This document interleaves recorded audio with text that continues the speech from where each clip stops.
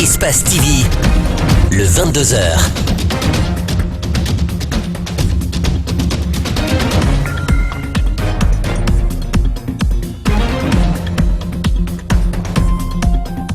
Mesdames et messieurs, bienvenue. Merci de votre attention. Vous suivez le 22h. Donc voici les principales articulations. Ça déménage au sein du gouvernement guinéen. Le président Alpha Condé a limogé les ministres Sékou Kourouma de la fonction publique et Ibrahima Kourouma de l'enseignement préuniversitaire. Christine Sagnon, elle, quitte le ministère de l'Environnement. Réaction sur dans cette édition d'information.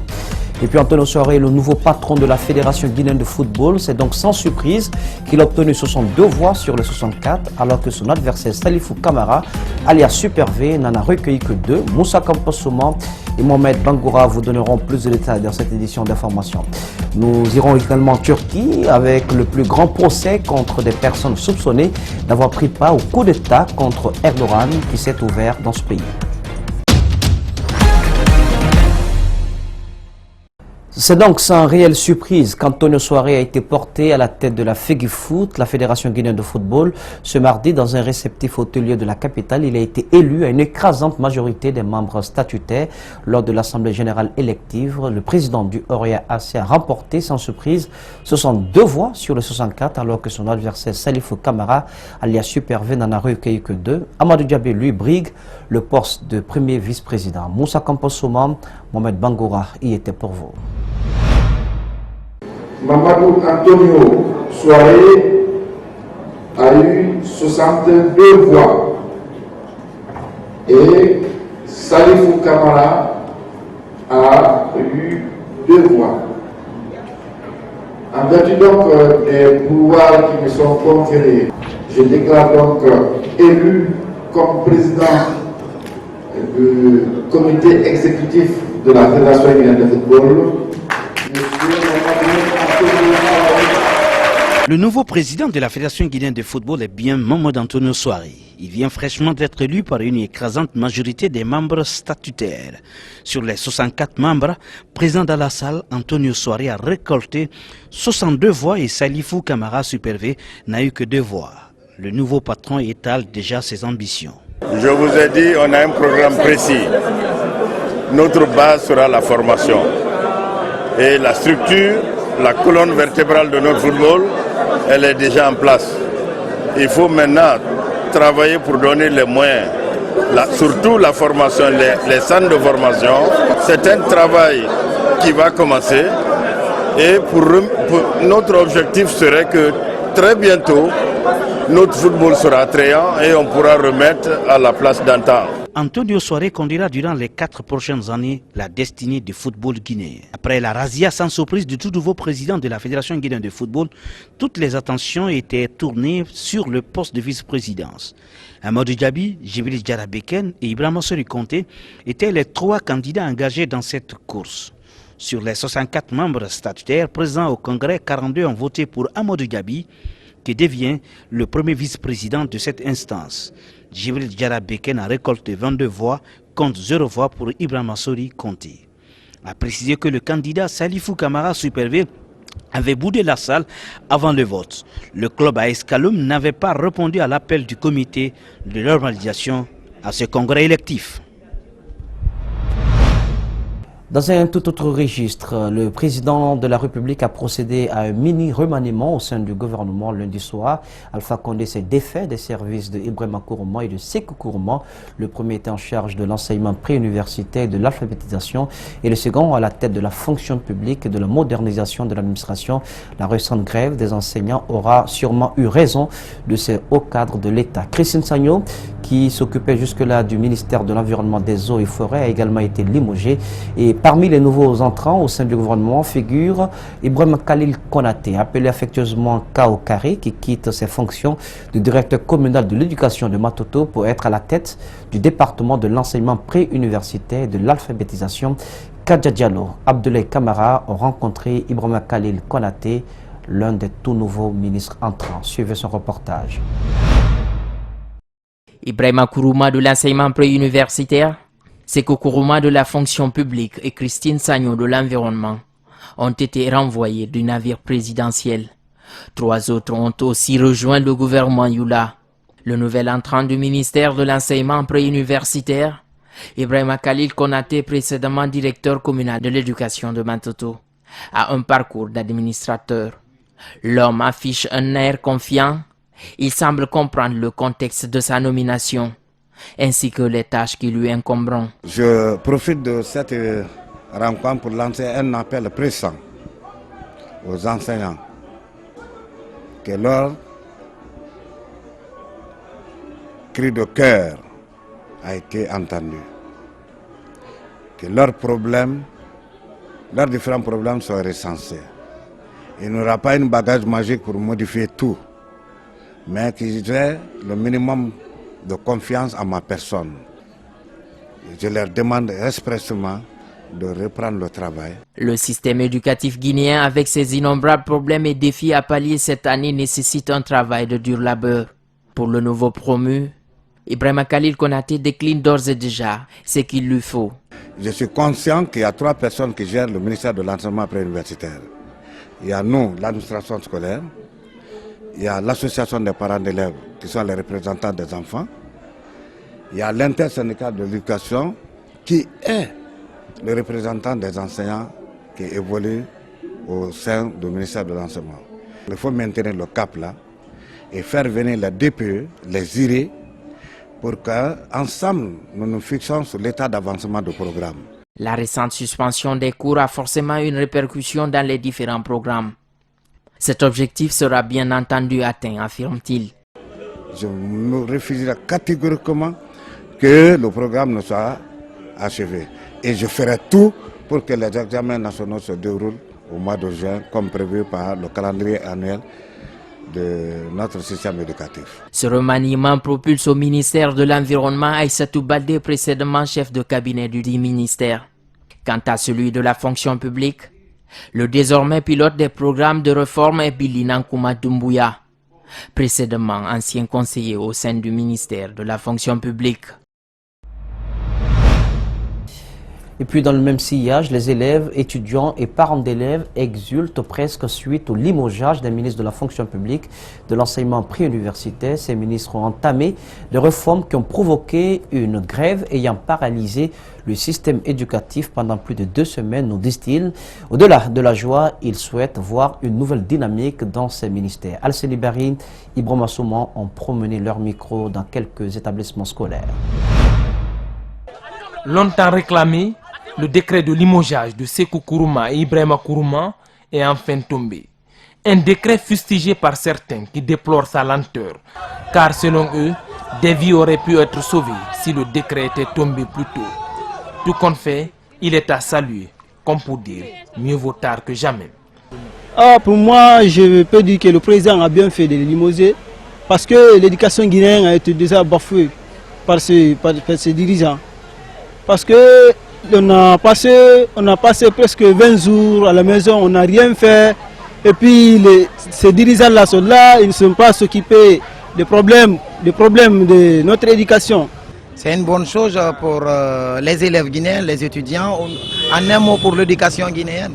C'est une très bonne chose, parce que depuis leur arrivée, on n'a presque rien vu. Donc je me réjouis de ce qui a été de la décision du président de la République, c'est tout. Pour eux, aujourd'hui, l'espoir est permis. Ils s'attendent à la réforme du système éducatif, notamment la qualification des professeurs et l'amélioration de leurs conditions de vie. On veut qu'ils organisent des concours encore pour les contractés qui n'étaient pas admis, ou bien on cherche quand même à améliorer la condition de vie des professeurs. Parce qu'on entend souvent encore des professeurs dire jusqu'à présent leurs conditions ne sont pas bien améliorées. On veut que ces conditions-là soient bien améliorées. On les attend de valoriser l'éducation guinéenne. On aspire d'avoir beaucoup avec leur arrivée, donc c'est tout ce que j'ai à dire. Par exemple, l'émancipation de l'éducation guinéenne, la valorisation du diplôme guinéen à l'échelle internationale. Même son de cloche chez les parents d'élèves, et aussi espèrent voir du changement. C'est une bonne chose pour la nation, parce qu'il y a eu tant de revendications par rapport aux 2 personnalités. Donc nous souhaitons voir comment dirais-je, la fonction publique avancer de nouveau, parce qu'il y a eu un peu dispute par rapport à lui, par rapport au Kourouma. Donc nous souhaitons voir vraiment une réussite merveilleuse. En Guinée, le niveau des élèves est en baisse en raison de la faiblesse du système. Les programmes sont pour la plupart inachevés et les 20 jours de retard observés lors de la grève des enseignants auront un impact négatif sur le système éducatif, souligne un parent d'élèves. Le Centre européen d'appui électoral accorde une formation à 30 cadres venus essentiellement de la société civile et de l'Assemblée nationale. Cette formation de 5 jours permettra aux bénéficiaires de se familiariser avec les outils du système électoral en Guinée. Mamadou Sadio Baldé, Alseni Camara pour le détail. Il y a une semaine, l'Assemblée nationale a adopté le code électoral. Il sera soumis à une seconde lecture gouvernementale avant de passer à la Cour constitutionnelle. Dans les mois à venir donc, les citoyens vont renouer avec les consultations électorales. Par conséquent, les différents acteurs doivent se mobiliser au plus vite. Le processus qu'on croyait un petit peu en panne il y a encore quelques semaines, ce processus reprend. Et je suis d'ailleurs très heureux de voir aussi que la Commission électorale nationale indépendante reprend aussi un petit peu de vigueur et après s'être essoufflée, après avoir présenté 3 ou 4 calendriers ou chronogrammes pour les fameuses élections communales et où ça avait été à chaque fois repoussé, ici je pense que la vigueur est de retour et que nous allons en effet, dans les semaines voire les mois qui viennent, participer à ce grand rendez-vous. Les Guinéens ont souvent vécu les précédents scrutins avec la peur au ventre. Si 2016 a été une année considérée comme repos pour les populations, les 3 autres qui suivent seront rythmés par des consultations électorales. Mais en 2018, il y aura les élections législatives et puis en 2020, il y aura l'élection présidentielle. Donc vous avez vu que dans les années qui se suivent là, il y a une série d'élections qui sont en préparation et mieux vous vous approprierez ces notions-là, mieux vous éviterez le pays du chaos, du danger que nous avons connu souvent lors de l'organisation des différentes élections en République de Guinée. Une invite est faite à ces 30 cadres invités à prendre part à cette formation. Ils vont devoir s'approprier des outils mis à leur disposition. Vous demeurerez les véritables ambassadeurs pour la promotion de la démocratie et de la paix dans vos différentes structures et serez les acteurs exemplaires du processus électoral de notre chère Guinée. Il est mal en point le centre de formation professionnelle de Boké. Cet établissement d'enseignement technique et professionnel forme et met sur le marché de l'emploi des centaines de diplômés en menuiserie, mécanique auto, conduite d'engins lourds et bien d'autres. Au-delà du sous-équipement de cet institut, ce qui intrigue, c'est le chômage de ces diplômés techniques dans une zone où les sociétés minières pullulent. Abdourahmane Ba, Djibril Kaba Kamara ont fait un tour pour s'enquérir des nouvelles de ce centre de formation. Le centre de formation professionnelle de Boké. Dans cet établissement, c'est une centaine d'ouvriers qualifiés capables de satisfaire les besoins d'emploi des sociétés minières qui sortent chaque année. Ce hangar où se trouvent des équipements de travaux pratiques ressemble à un garage à l'abandon. Ces moteurs destinés à des études théoriques datent de la première époque. Si vous prenez ici au niveau de la chaudronnerie, vous allez voir que c'est des postes à souder que CBG nous a donné depuis 2001 qu'on continue à chauder ici, où il y a les câbles qui n'existent pas, où on a acheté des câbles pour pouvoir chauder. Il y a beaucoup d'équipements qui sont là, qui sont en panne. Avant, le centre bénéficiait de soutien des différentes sociétés minières du pays. Depuis quelques années maintenant, il est laissé pour compte.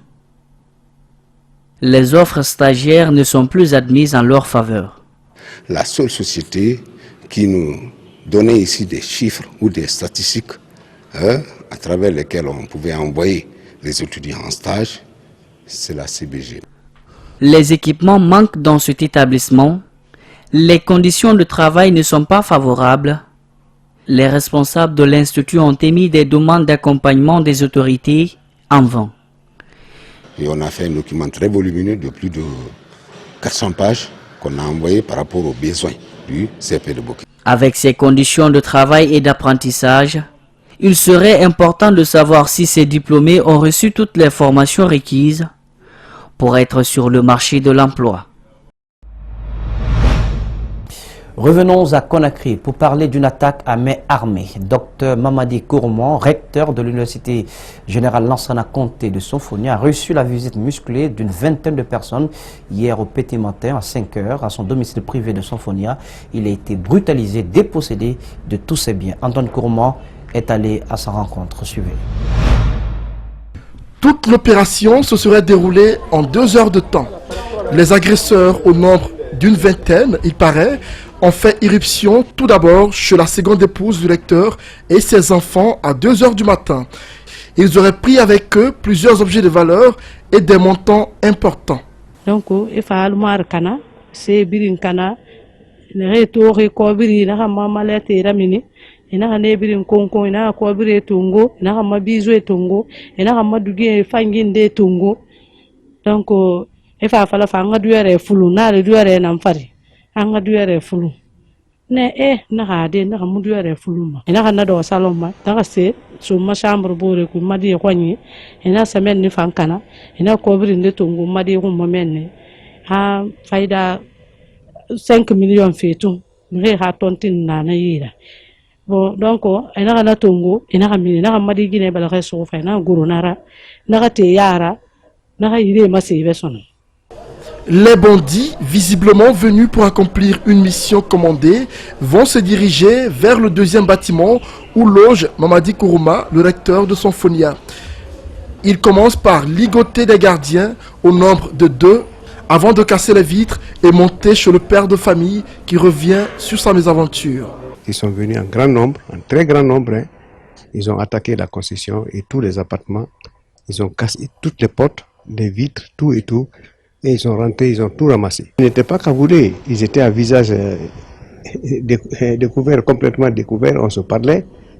Mamadi Kourma, qui n'a pas accepté d'être filmé par nos caméras, a l'air encore traumatisé. Pour lui, ce sont des choses qui arrivent à tout le monde. Non, ils ne m'ont pas agressé physiquement, il faut dire la vérité, ils ne m'ont pas agressé physiquement. Mais le fait de casser les vitres, il y a eu des éclaboussures de vitres sur mon visage. Et puis, à un moment donné, je sentais que je saignais. Mais on a arrêté ça avec de l'alcool. Le chef de quartier de Sonfonia Centre 1 dit avoir appelé les services de sécurité qui n'ont pas hésité à se rendre sur les lieux à 3 heures du matin. Sonfonia ici, c'est la deuxième fois. Donc, il faut que les policiers qui sont là, ils n'ont qu'à les renforcer. Les donner l'arme, surtout l'arme, parce qu'ils n'ont pas d'armes. Ils sont désarmés. Hormis les pertes enregistrées, l'une des filles du recteur aurait été violée par un des malfrats. Les unités de la BAC 13 de Sonfonia, alertées, seraient venues sur les lieux après l'opération à 4 heures du matin. Selon certains des éléments interrogés, la BAC ne dispose pas de véhicules. C'est sur des motos qu'ils ont tenté d'intervenir contre une vingtaine de personnes armées. Dans la journée de ce mardi, les enquêtes auraient débuté et les 2 vigiles qui se trouvaient au domicile pendant l'opération ont été mis aux arrêts par la police. Les incendies continuent de faire des victimes dans la capitale guinéenne, au quartier Nongotadi, dans la soirée du 28 février. Des flammes causées par un court-circuit ont consumé tout le contenu d'une maison. Aucun cas de mort n'a été enregistré. Mohamed Valectoré, El Haj Aliobar. Pas de pertes en vies humaines, mais de dégâts matériels considérables ont été enregistrés. La maison et son contenu, tout est parti en fumée. À l'origine de cet incendie, une variation du courant électrique. Moi, j'étais dehors là-bas en train de travailler. Donc, j'étais en train de travailler. Maintenant, j'ai vu que j'étais dehors, mais comme le feu a pris à partir de la chambre, moi, dehors, j'ai regardé, j'ai vu la fumée. Donc, je suis sorti directement de la cour, j'ai vu, il y a le feu. Mais on ne pouvait plus rentrer dans la chambre, parce que le feu était grave. La forte mobilisation des voisins n'a malheureusement pas pu maîtriser le feu. Depuis ce drame, la famille est toujours à la belle étoile. L'armoire, 3 battants, rien n'est sorti. Je ne sais pas maintenant comment j'étais. Il était devenu un peu... Il ne comprenait rien, quoi. La victime, inconsolable, affirme avoir perdu une importante somme d'argent qui lui a été confiée par ses collègues. Aujourd'hui que je devrais déposer l'argent là à la banque, mais comme on m'a appelé d'aller au centre, j'ai laissé l'argent là ici. J'ai dit aujourd'hui je vais déposer ça. Donc tout est parti. 10 600 passés. Il y a une de ma copine aussi qui m'a prêté, qui m'a donné 600 000 de garder pour elle. Je n'ai même pas compté l'argent, j'ai tout mis dans mon sac, tout est parti. Les incendies provoqués par des courts-circuits sont récurrents en Guinée à cause des branchements clandestins et du manque de suivi dans la distribution du courant électrique dans les différents quartiers. Un mot de culture dans cette édition d'information. Réunir tous les pays de la Manoriva Union autour d'un même label, la Guinée et la Sierra Leone y croient dur comme fait. Ils ont signé un partenariat de promotion culturelle lundi dernier. Johnny Alpha du label G4 Live Music et Metin Kolabo, cocker de Sierra Leone All Star, ne s'en cachent presque pas. Leurs attentes sont immenses. Mamadou Saliouba, Abdoulaye Kamara. En plus des relations diplomatiques entre la Guinée et la Sierra Leone, deux hommes aux ambitions démesurées veulent aller plus loin. Johnny Alpha du label G4 Live Music et Milton Kolabo Koka de Sierra Leone All Stars sont désormais unis par un projet, vendre l'image de différents pays au-delà de leurs frontières. La Guinée et la Sierra Leone sont déjà en avance, un partenariat est né. Quand tu vas aller en Sierra Leone, tu vas retrouver des Camara, tu vas retrouver des Nabé, il y en a en Guinée. Donc ça veut dire que c'est des pays frères. Donc aujourd'hui, pourquoi est-ce que nous n'allons pas essayer de nous mettre ensemble et essayer de nous mettre en réseau? Parce que, comme tout le monde dit, c'est l'union qui fait la force. Donc il faut qu'on se donne les mains aujourd'hui pour vraiment, vraiment valoriser les cultures de nos pays. Derrière ce partenariat, une mission. La Guinée est obligée de faire la promotion de la culture sierra-léonaise et la Sierra Leone de vendre la culture guinéenne. Un partenariat qui va permettre davantage aux deux pays d'être beaucoup plus visibles. L'attente est immense. So critically, music play a very huge role into changing the lives of people. La musique joue un rôle important dans le rapprochement entre communautés. Je crois que mettre la musique sierra-léonaise et celle de la Guinée ensemble est une victoire pour toute l'Afrique. À travers cette collaboration, nous espérons attirer les autres pays de la Manoriva et même le reste des pays d'Afrique à conjuguer nos efforts pour avoir de grands labels. Ces deux hommes représentent les artistes de leur pays. Ils comptent réunir tous les pays de la Manoriva autour des mêmes réseaux pour étendre leur marché et rendre plus visible la culture des différents pays. Voilà, mesdames et messieurs, comment prend fin cette édition d'information. Cadrage pour vous, Yacouba Traoré était présent à la régie Richalama, le tout sous la supervision technique d'Ali Kaba et de Francis Collier. L'info continue sur espace-tv-guinée.info. Merci de votre aimable attention. Excellent sur le programme sur Espace TV. Regardons bien.